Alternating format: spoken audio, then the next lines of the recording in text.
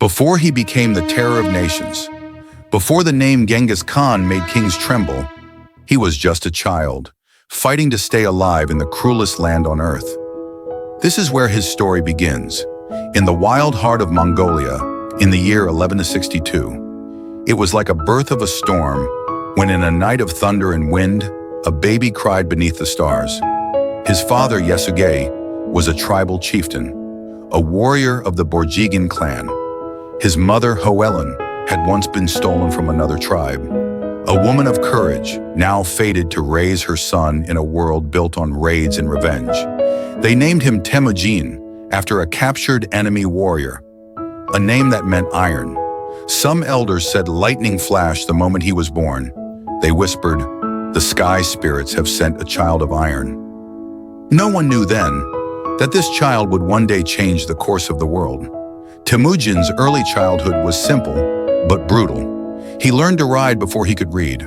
He hunted wild rabbits, drank mare's milk, and watched men live and die by the sword. His father taught him to never bow, never beg, and never forget a debt. Life on the steppe was ruled by one law, and that was, only the strong survives.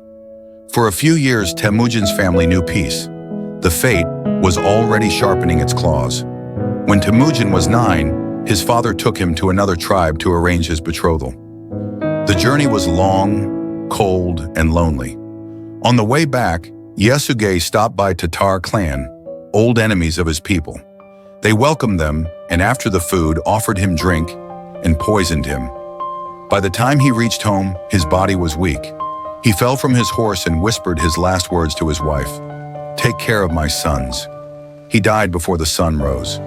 With Yasuge gone, the tribe turned their backs. No one followed a widow. No one followed orphans.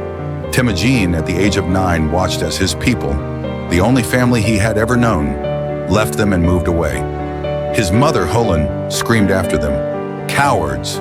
We shared our fires, our bread, and you leave us to die?" But the steppe has no mercy. The family was left with nothing. No horses, no weapons, not even flint to make fire. Hunger became their enemy. They dug roots, trapped rats, and ate wild berries until their tongues turned black. Sometimes they boiled leather just to chew something warm. Hoelen tore bark from trees, made soup from grass, and kept her children alive with a mother's rage. Hoelen told to her sons, "We are alone, but the sky watches. The strong survives, and so be the strong." Temüjin never forgot those words. At age 11, his face was already hardened by the wind. He could track a deer for miles. He could sleep through blizzards. The boy who had nothing was getting ready to take this world. But hunger does not only steal food, it also steals conscience and feelings. At 13, Temüjin fought his half-brother, Bader, over food and power. In the rage of starvation and pride, he struck him down. He killed his brother, and it was his first murder while he was just 11. The steppe fell silent. When the snow stopped, there was blood on the ground. And this boy would never be the same again. Temüjin washed his hands in a frozen river. The water turned red, but his blood turned white. From that day, mercy became a luxury he could no longer afford. If killing his brother was the price of survival, then so be it. By 15, Temüjin had become what the steppe demanded. Hard as iron, silent as stone. He had seen betrayal. He had buried hunger. He had tasted guilt. And all of it had forged a new kind of strength. He looked to the horizon and whispered, "One day I will return, and they will remember my name." The child who had been abandoned to die was learning the oldest truth of the steppe: to survive from hunger.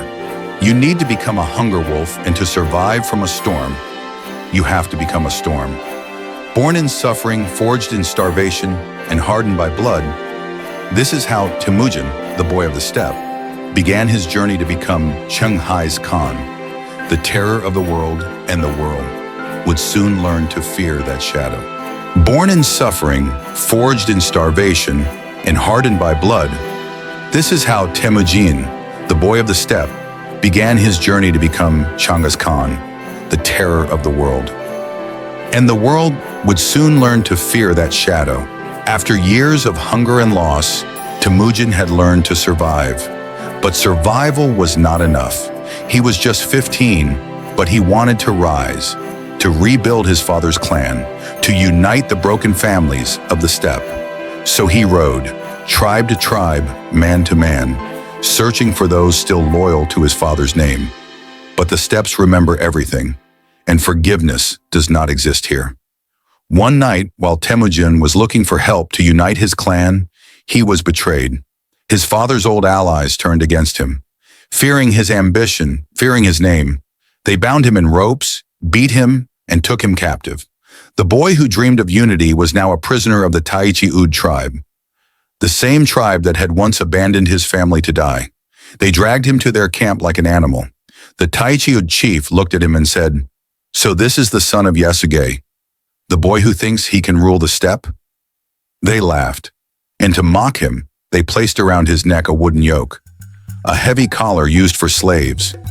The weight crushed his shoulders, forcing him to crawl instead of walk. He could no longer raise his head. He could not scratch his own face. He was humiliated, paraded like an animal through the camp. Days turned into weeks. They made him fetch water with the yoke still on his neck. They fed him scraps, left him in the rain, and laughed at his pain. The boy who once ruled horses now followed them with a rope, like a horse.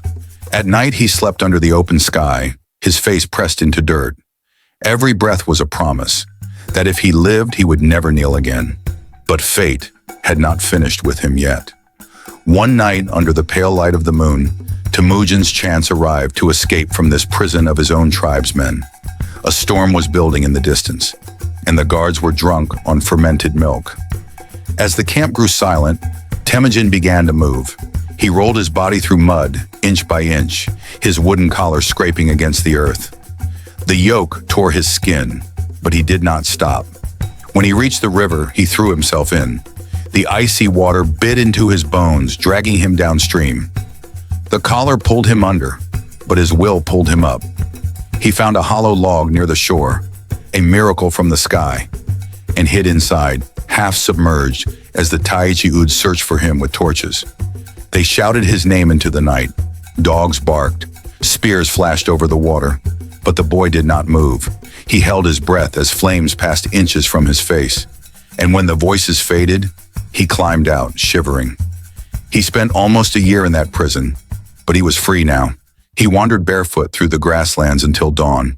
His body was broken, his neck still bleeding from the yoke. At last, he came upon a family who had once served his father. A humble blacksmith named Conqueror. The man saw the boy and recognized him. He said nothing, only cut the wooden collar from Temüjin's neck and burned it in the fire. For the first time in years, Temüjin wept, not from pain, but because someone had shown him mercy. Conqueror hid him in his home for days, risking death if the Tayichi'ud found him. They fed him, clothed him, and helped him regain his strength. When he turned 17, Temüjin swore an oath beneath the open sky. He raised his hand to the heavens and said, "The sky above me, the eternal blue, sees all. One day I will return, not as a slave, but as the master of all tribes." That night, lightning struck far away in the clouds, as if answering his vow. The boy who would not die had survived hunger, betrayal, and chains. And every scar on his body had turned into a scar on his soul, that he kept it with him till his death. He escaped death not once, but 1,000 times. Each time the world tried to bury him, and each time he came back stronger. This was no ordinary boy. This was the making of Changaiz Khan. This slave had become the survivor. The survivor would become the storm, and soon that storm would consume the world.